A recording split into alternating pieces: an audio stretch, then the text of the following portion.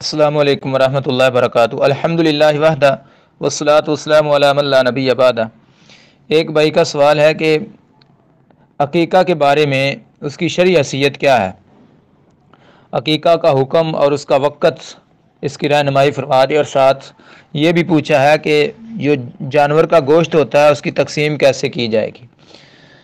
یاد رکھیں، عقیقہ ایسے جانور کو کہتے ہیں جو نومولود بچے کی طرف سے پیدائش کے 7ویں روز ذبح کیا جاتا ہے، اور عقیقہ کرنا سنت مؤکدہ اور مستحب عمل ہے۔ اس لیے جو شخص استطاعت رکھتا ہو اسے چاہیے کہ اپنی اولاد کی طرف سے ضرور عقیقہ کرے۔ حدیث پاک میں آتا ہے، صحیح بخاری کے اندر لکھا ہے، سیدنا سلمان بن عامر رضی اللہ تعالیٰ عنہ بیان فرماتے ہیں، اللہ کے رسول صلی اللہ علیہ وسلم نے ارشاد فرمایا، مع الغلام عقیقۃ فأحریک عنہ دما وأمیت عنہ الأذی۔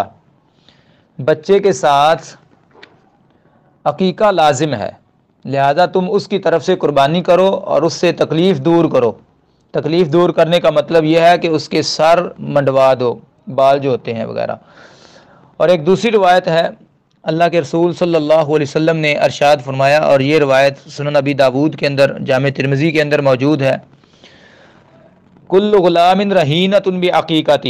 اللہ کے رسول صلی اللہ علیہ وسلم فرماتے ہیں، ہر بچہ اپنے عقیقہ کے عوض گروی ہوتا ہے۔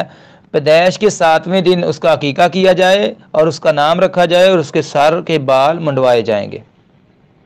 یاد رکھیں، اس کے حکم کے بارے میں علماء کا اختلاف ہے۔ بعض علماء اسے واجب اور فرض کہتے ہیں کہ عقیقہ کرنا واجب ہے، اور بعض دیگر علماء جو ہیں وہ اس کو سنت مؤکدہ اور مستحب عمل قرار دیتے ہیں۔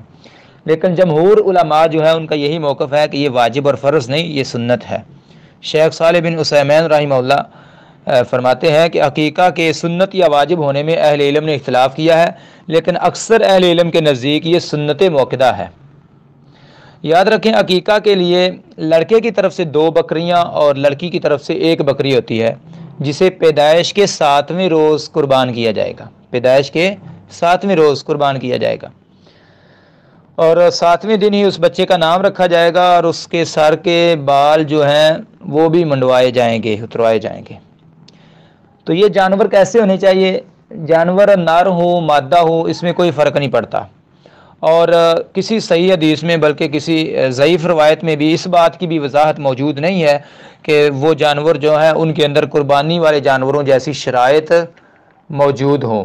جیسے بھی جانور ہو عقیقہ کیا جا سکتا ہے، لیکن قیاس کی روح سے دیکھا جائے، اور قیاس کا تقاضا یہ ہے کہ وہ قربانی والی صورتیں یا اس طرح کی شرائط اس جانور میں رکھ لی جائیں تو یہ زیادہ بہتر ہے۔ اس طرح کا اچھا خاصا جانور جو ہے وہ اللہ کے راستے میں قربان کیا جائے۔ اور رہی بات گوشت کو تقسیم کرنے کی، تو گوشت کو تقسیم کرنے کے حوالے سے بھی کوئی خاص احادیث جو ہے اس کے متعلق موجود نہیں ہے جس کے اندر اس کا تذکرہ آیا ہو، اس لیے اس کو استعمال کرنے میں کوئی خاص طریقہ نبی صلی اللہ علیہ وسلم سے، صحابہ کرام سے ثابت نہیں، اس لیے اسے خود کھا لینا چاہیے اور لوگوں کو کھلا دینا چاہیے، لوگوں میں تقسیم کر دینا چاہیے۔ جیسے عام طور پر ہم قربانی کا گوشت خود بھی کھاتے ہیں، لوگوں کو بھی کھلا دیتے ہیں، لیکن اس کے حصے کرنا یا ان کو بانٹنا یا کس طریقے سے، اس کی وضاحت احادیث نبویہ صلی اللہ علیہ وسلم کے اندر موجود نہیں ہے۔ واللہ عالم بالصواب۔ اور یاد رکھیں یہ بات بھی کہ عقیقہ اگر بندہ خود نہیں بچے کا عقیقہ نہیں کیا والدین نے، تو بڑا ہو کے بندہ خود بھی اپنا عقیقہ کر سکتا ہے۔ اور ایک بات یہ بھی یاد رکھیں کہ عقیقہ جو ہے یہ 7ویں دن ہوتا ہے، اگر 7ویں دن نہ ہو سکے تو بعد میں کسی بھی وقت جب توفیق ملے بندہ کر سکتا ہے۔ بعض لوگ یہ کہتے ہیں کہ بعد میں 14ویں دن یا 21ویں دن، وہ ایسی روایت بھی ایک پیش کرتے ہیں، لیکن وہ روایت ضعیف ہے۔